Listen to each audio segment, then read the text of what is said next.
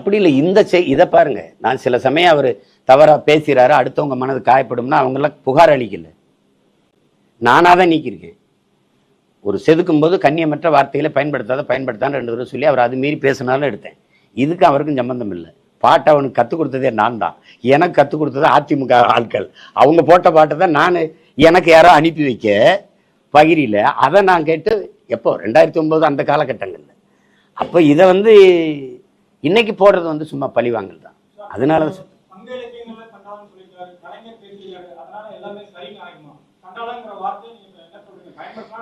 இப்ப சரின்னு ஆயிருமா? இல்ல நாங்க பேசுனதுனால மட்டும் தவறுன்னு ஆயிருமா? நான் கேக்குறேன்.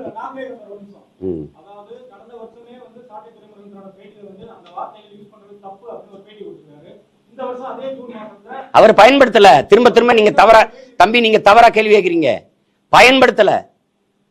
ஏற்கனவே இருக்கு அந்த பாட்டை எழுதுனவ பயன்படுத்தணுங்கிறத நீங்க கேட்கணும்.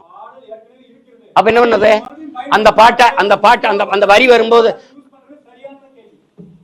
பாட்டு இருக்கு, இன்னைக்கு ஒழிக்குது இல்ல. கருணாநிதி ஐயா கடிதம் எழுதுனதுல பயன்படுத்துறது சரியா தவறா?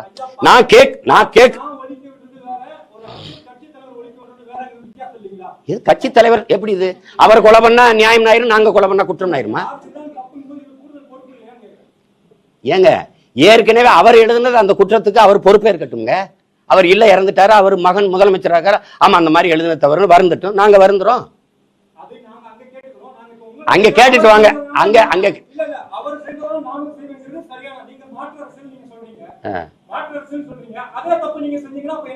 அவர் அந்த தப்பு செஞ்சது நீங்க இதுவரை கேட்கவே இல்லையா? நாங்க பேசினாலதானே நீங்க நாங்க அப்புறம் முதல்ல கேட்டுட்டு வாங்க.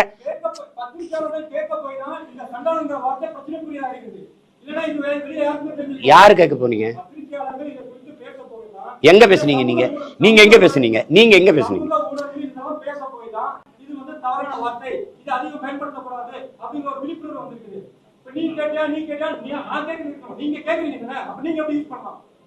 ஏங்க நீங்க என்னங்க இவ்வளவு காலமா இருக்குது, அவர்கிட்ட கேட்காம நீ எப்படி பண்ணலாம்? யாரு தவறு செஞ்சாலும் பிரச்சனை இல்லை, நாங்க பேசினா தப்பாயிருதா உங்களுக்கு?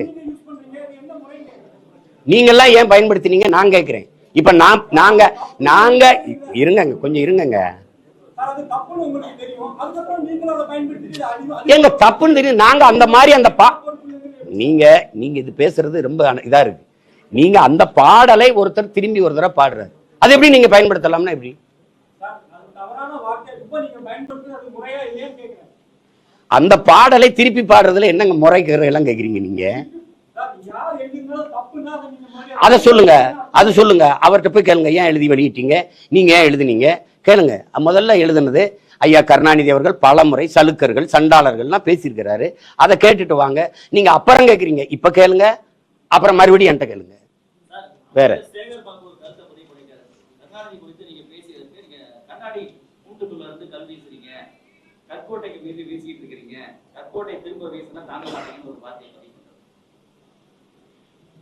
நேத்து கூட பார்த்தேன், வீசிட்டு போயிருக்கலாமே.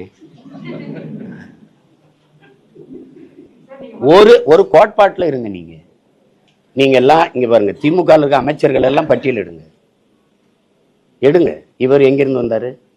ஐயா ராஜகண்ணப்ப, KKS சார், ரகுபதி, ஏவாவேலு, எல்லாரையும் எடுத்து பாருங்க. தம்பி செந்தில் பாலாஜி அங்க பதவியில் இருக்கும்போது அங்க இருக்கிறது அங்க வேற பேசுறது, இங்க பதவியில் இருக்கும்போது இங்க வர்றது இங்க பேசுறது. அப்ப எப்படி? எங்க நல்ல சாப்பாடு கிடைக்குமோ அங்க நாக்கு தொங்க போட்டு ஓடனா எப்படி? என்ன கோட்பாடு கொள்கை இருக்கு? அங்க இருக்கும்போது புரட்சி தலைவர் வாழ்க, அம்மா புரட்சி தலைவி வாழ்க. இங்க வரும்போது என் உயரம் தெரியுமே, 5.6. அது கூட தெரியாம இவ்வளவு படிச்சு இவ்வளவு விளையாட்டுலாம் விளையாண்டு வந்திருக்கேன், அது எனக்கு தெரியும். 5.6.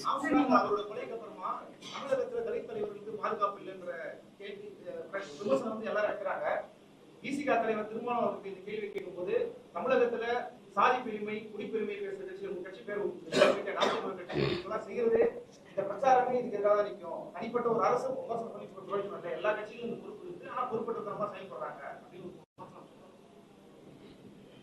பொறுப்போட இயங்குற கட்சியோட தான் எங்க அண்ணன் இருக்காரா?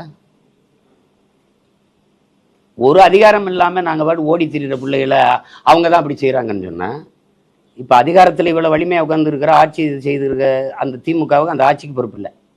இப்போ எங்களால் தான் இந்த கொலை நடந்துச்சு. அப்படித்தானே? என்ன அப்படி யாரு பேசுற? யாரு பேசுற? யாரு பேசுற? குடிப்பெருமை எங்க பேசுது? இவ வன்னியர்னு பார்த்தா எனக்கு ஓட்டு போடாதுன்னு ஒரு கட்சி தலைமை பேசிருக்கானா? ஜெயங்கொண்டத்துல ஒரு தாழ்த்தப்பட்ட பிள்ளை ஒரு ஆதி தமிழ் மகனை நிறுத்தினேன். இவன் தமிழன் பார்த்தா ஓட்டு போடு, பறையன்னு பார்த்தா போடாத, உன் ஓட்டு எனக்கு தீட்டுன்னு சொல்லிட்டு இறங்கி வந்த ஒரு தலைமை இங்க இருக்கேன்னா நீ என்ன போய் குடிப்பெருமைனா? நீ ஆணவம்ங்கிற, சாதிய ஆணவம்ங்கிறீங்க. சாதி சமஸ்கிருத சொல், அது குடியின் தான் அடையாளம். ஆணவம்ங்கிறீங்க, நான் அதை பெருமைன்னு நினைக்கிறேன். சாதிய ஆணவம்ங்கிறத தமிழ் படுத்தி சொல்றேன். அதனால அதை குடிப்பெருமை பேச்சார்.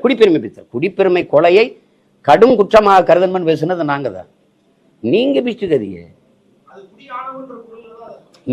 நீங்க சாதிய பேச, நீங்க பொது தொகுதியில் நின்று ஜெயிக்க முடியுமா? எங்க அண்ணன் திருமாவளவனுக்கு வெளிப்படையா ஒரு சவால் விடுறேன், பொது தொகுதியில் நின்று ஜெயிப்பில. அப்புறம் நீங்க மத்தவன எதுக்கு சாதி பிரச்சனை பேசுறீங்க? நீங்க ஒரு பொது தொகுதி கேட்டு வாங்க முடியல ஸ்டாலின். 16 தொகுதி பொது தொகுதியில் நிக்க வச்ச என்ன போய் சாதி பெருமை பேசுறீங்க? தம்பி, நீங்க சார்ந்து ஒரு அரசியல் கட்சியோட நிக்கிறீங்க. நீங்க திராவிட எதிர்ப்பை கத்துக் கொடுத்தது யாரு? எனக்கு மனசான்றோட பேச சொல்லுங்க. அவரை சொல்லுங்க தம்பி.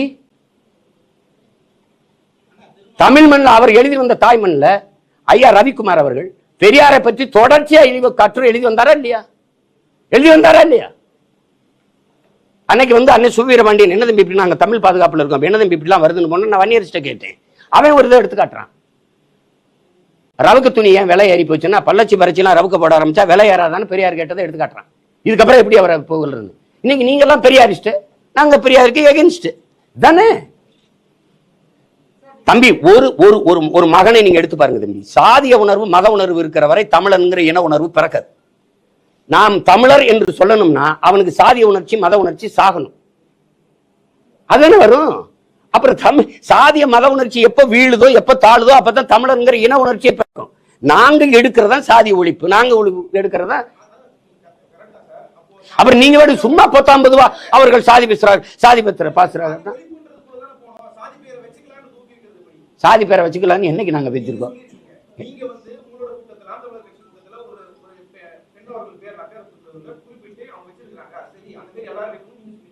எல்லாரும் வைக்கணும் பேசல, எல்லாரும் வைக்கணும்னு சொன்ன நீங்க எடுத்து காட்டுங்க. இங்க வாங்க தம்பி. ஒன்னும் இல்ல, ரோஷினி நாடாருன்னு போட்டிருக்கா.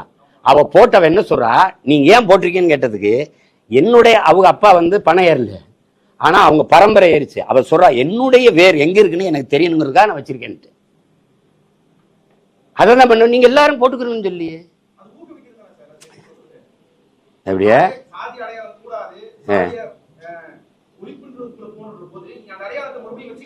நீங்க அதை ஒழிக்க போராடுறோன்ட்டே இதை கேட்டுக்கிட்டு இருந்தீங்கன்னா நான் ரெட்டியாரு, நாங்க என்ன ரெட்டியார்ல தெலுங்குல தான் ஓட்டு கேட்பேன்னு. ரெட்டியார் மாநாட்டுல பேசணும் ஐயா நேரு வை கே சார் கேள்வி கேட்காத, நீ என்ன கேட்கிற? திரும்ப பேச்சுக்கிற. பாதகம் செய்பவரை கண்டால் நாம் பயங்கொள்ளலாகாது பாப்பா, மோதி மிதித்து விடு பாப்பா, அவர் முகத்தில் உமிழ்ந்து விடு பாப்பா. அண்மை செய்திகளை உடனுக்குடன் தெரிந்து கொள்ள இணைந்திருங்கள் இயம்நாடு தொலைக்காட்சியுடன்.